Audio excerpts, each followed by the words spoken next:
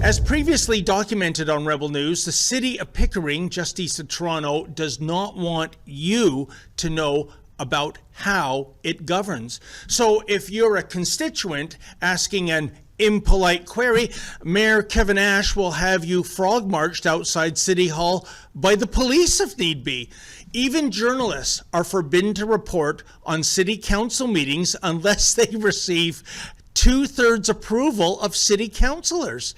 That's because the City of Pickering loves to govern under a cloak of secrecy. But get this, folks, while the City of Pickering wants to function in a clandestine fashion, it is obsessed with the personal information of its constituents.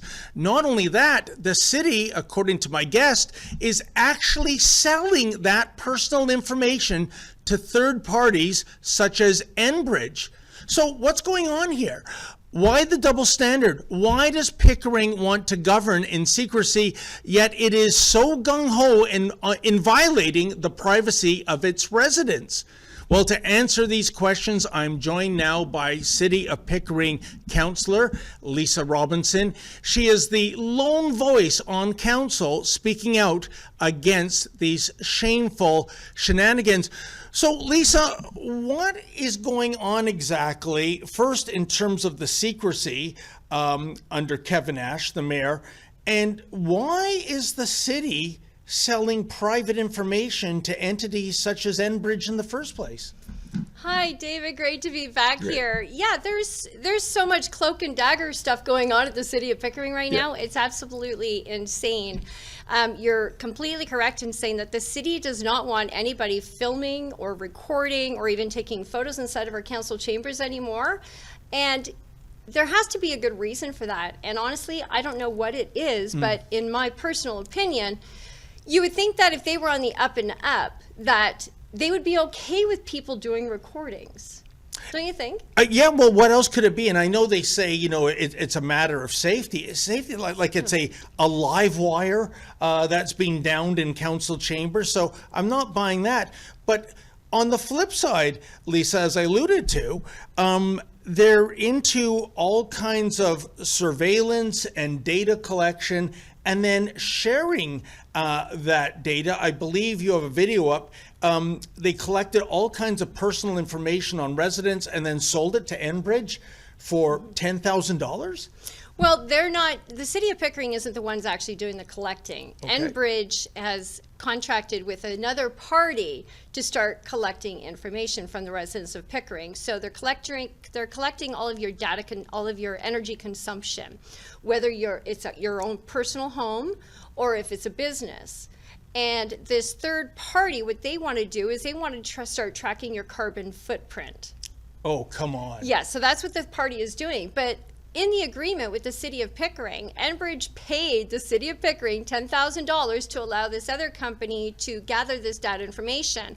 And then with that, the City of Pickering is allowed to even ask for that information so they can personally have that information as well, as long as they ask for the information within 2 years. So we brought this up in council last May 2024, so we're just over a year right now. And yeah, they can request the data anytime, but I haven't inquired as of yet if they have requested it. So I'm just speculating, Lisa, what's the end goal here? I mean, will a Pickering resident in the near future receive a phone call from Enbridge, which is a utility, and say, yeah, we know it's 44 degrees centigrade with the Humidex, but we don't like how much air conditioning you're using. Will you kindly adjust your thermostat to reduce your carbon footprint? I mean, other than that, I'm baffled how they would use this information. Well, that's exactly it. You know, it all comes down to, you know, with these, I gotta say, you know, places or people or groups like, you know, non-elected officials like ICLEI, the UN, or the World Economic Forum, and like, you know, the whole entire making sure that your carbon footprint isn't high. And I think that's exactly where we're going, because like, you know, we have a lot of tracking in place right now at the City of Pickering. You know, we have our overt cameras that are up. which I'd love to talk to you about. We also have our new trail cams up. So, like, you know, we're trailing people. Yeah, we're now surveilling people, like, you know, using our trails. And you know what? They've already admitted to geofencing in the city of Pickering as well. So we know who's coming in and who's going out of the city of Pickering. We know who the visitors are. Yeah. It's like we're doing all of that surveillance right now. We're even bringing in new surveillance as well, is what I like to call it, is like, you know, where they're gathering the residents' information, they're putting it all in one place. So that is a new system that is coming to the city of Pickering, whereas before, you know, let's say, for example, you were at the recreation center and your childs were, like, you know, in classes, or you're using the gym. All that information would just stay locally with the recreation center. Now we're putting all of it together, so you'll be able to see, like, you know, your parking tickets, where your child goes to school, where, you know, what kind of activities that they're in at the recreation center. And it's all going to be now localized in one area. So anytime somebody wants to pull up your name or anything, they will know everything about you centralized in one database.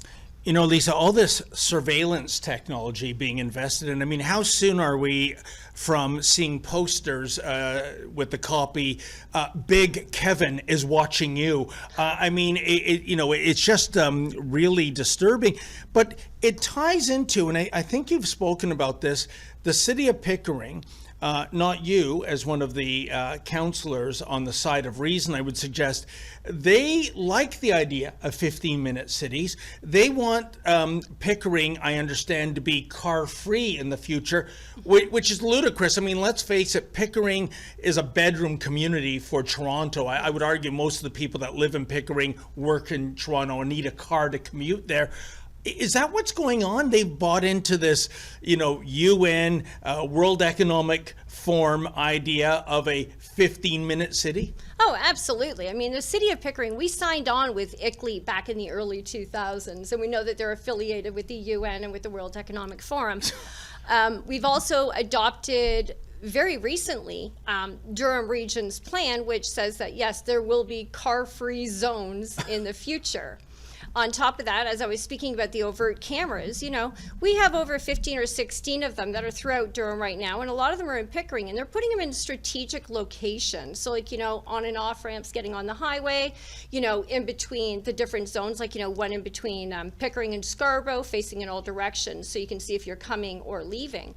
And I actually inquired about these cameras to the Durham Regional Police, and at first they said that they didn't know anything about it. And they said, you know what, you should contact Durham Region. So then I sent an email to Durham Region and I asked them about the overt cameras, and they're like, we don't know anything about it, contact Durham Police. So of course, I contacted Durham Police again, and what do you know, all of a sudden they knew what I was talking about.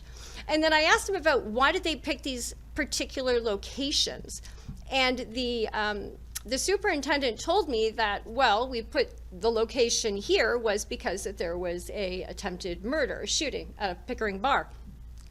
I went, okay, but then when you look at the dates and the times, the cameras were in place before that shooting. Oh, come on. Yeah, so when he was telling me the reason why they picked that was because that's where criminal activity has been, but they had it beforehand, so it just didn't make sense. So they're misleading us either way.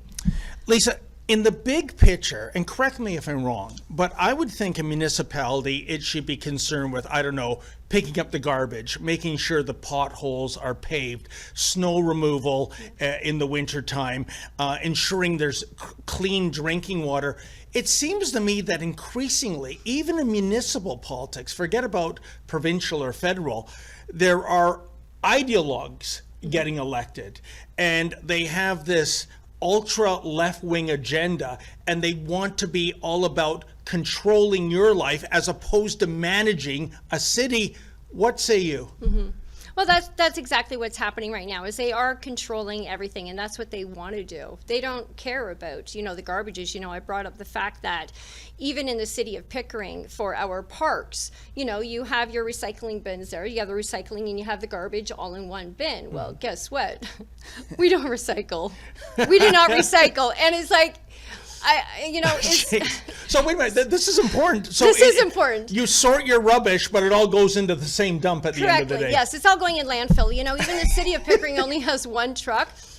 that is even capable of separating the garbage. Wow. But we don't even do it. So I mean,